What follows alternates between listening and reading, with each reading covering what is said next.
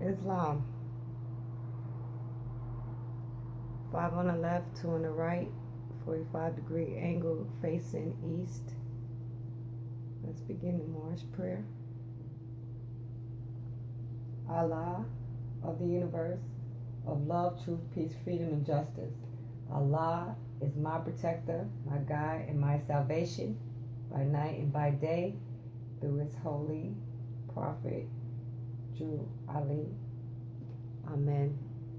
Islam. Today I'm going to read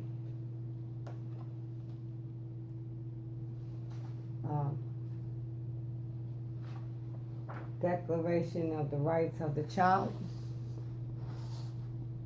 I'm going to read the first page. This is part 1.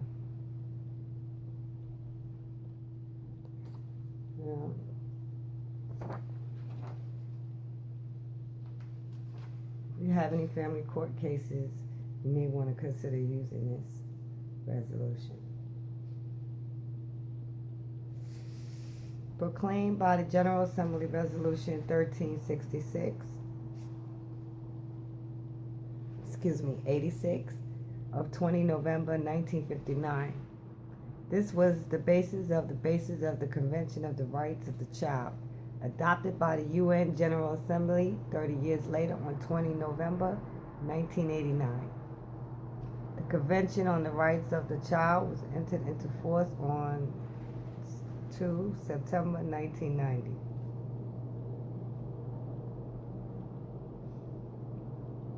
Whereas the peoples of the United Nations have in the Charter reaffirmed their faith in fundamental human rights and in the dignity and worth of the human person, and have determined to promote social progress and better standards of life and larger freedom. Whereas the United Nations has in the Universal Declaration of Human Rights proclaimed that everyone entitled to all the rights and freedoms set forth therein, without distinction of any kind, such as race, color, sex, language, religion, political or other opinion, national or social origin, property, birth, or other status. Whereas the child, by reason of his physical and mental immaturity, needs special safeguards and care, including appropriate legal protection before as well as after birth. Whereas the need for such special safeguards has been stated in the Geneva Declaration of the Rights of the Child of 1924 and recognized in the Universal Declaration of Human Rights and in the statutes of specialized agencies and international organizations concerned with the welfare of children. Whereas mankind owes to the child the best it has to give. Yes.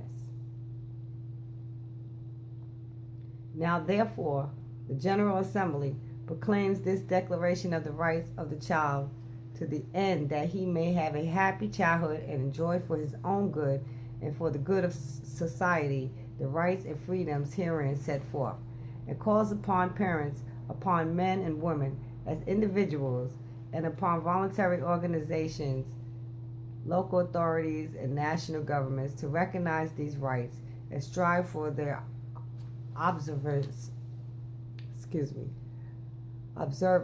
by legislative and other measure progressively taken in accordance with the following principles. What I want to interject is that we have to pay attention to words that are written in all of the declarations and acts and statutes and etc. Because we have to take note of jurisdictional words such as person and individual. So when you use these writs, and I do not give legal advice, so don't take this as legal advice. This is just a suggestion that you be considerate of the language that is being used. However, the child has rights. Everyone is born with a birthright. All right. The General Assembly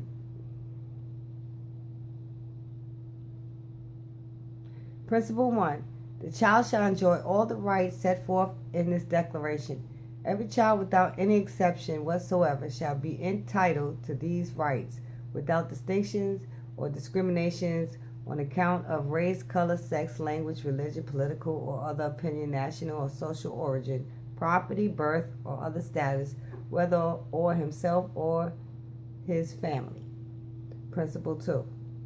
The child shall enjoy special protection and shall be given opportunities and facilities by law and by other means to enable him to develop physically, mentally, morally, spiritually, and socially in a healthy and normal manner and in conditions of freedom and dignity.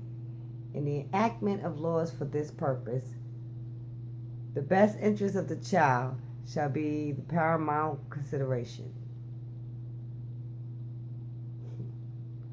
Principle 3. The child shall be entitled from his birth to a name and a nationality. Principle 3. Check. Principle 4. The child shall enjoy the benefits of Social Security. He shall be entitled to grow and develop in health. To this end, special care and protection shall be provided both to him and to his mother, including adequate prenatal and postnatal care. The child shall have the right to adequate nutrition, housing, recreation, and medical services. Principle 5. The child who is physically, mentally, or socially handicapped shall be given the special treatment, education, and care required by his particular condition. Principle 6. The child, for the full and harmonious development of his personality, needs love and understanding. He shall, wherever possible, grow up in the care and under the responsibility of his parents, and in any case, in an atmosphere of affection and of moral and maternal security. A child of tender years shall not, save in exceptional circumstances, be separated from his mother. Social and the public authorities shall have the duty to extend particular care to children without a family and to those without adequate means of support. Payment of state and other assistance towards the maintenance of children of large families is desirable. Principle 7. The child is entitled to receive education which shall be free and compulsory.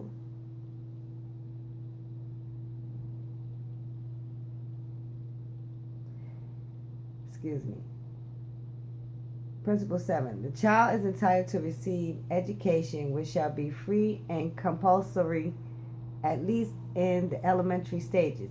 He shall be given an education which will promote his general culture and enable him on a basis of equal opportunity to develop his abilities, his individual judgment, and his sense of moral and social responsibility, and to become a useful member of society. The best interest of the child shall be the guiding principle of those responsible for his educational and guidance. That responsibility lies in the first place with his parents. The child shall have full opportunity for play and recreation, which should be directed to the same purposes as education. Society and the public authorities shall endeavor to promote the enjoyment of this right. Principle 8. The child shall in all circumstances be among the first to receive protection and relief.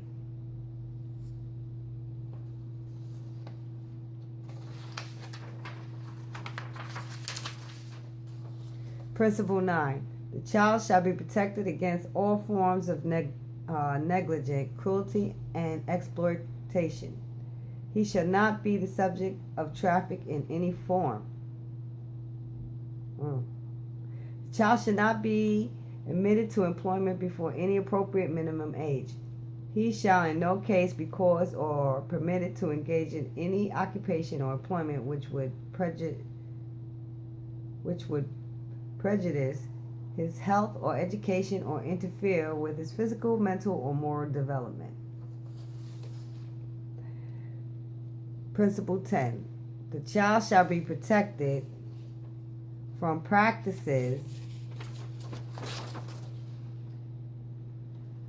which may foster racial, religious, and any other forms of discrimination. He shall be brought up in a spirit of understanding, tolerance, friendship among peoples, peace, and universal brotherhood, and in full consciousness that his energy and talent should be devoted to the service of his fellow men. 10. And then it has Convention on the Rights of the Child, which I will do in part 2, because I don't think I have enough time on this thingy. So, like I said, you know, I don't give legal advice. I give my own personal suggestions and my own personal experience, wisdom, and strategic moves that I have done for myself. And considering the language that is written in this document, you know,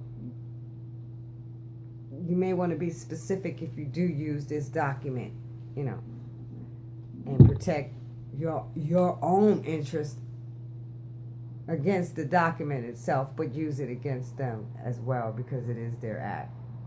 With that being said, beloved, I'm going to yield the floor, and I'll be back with part 2. Islam.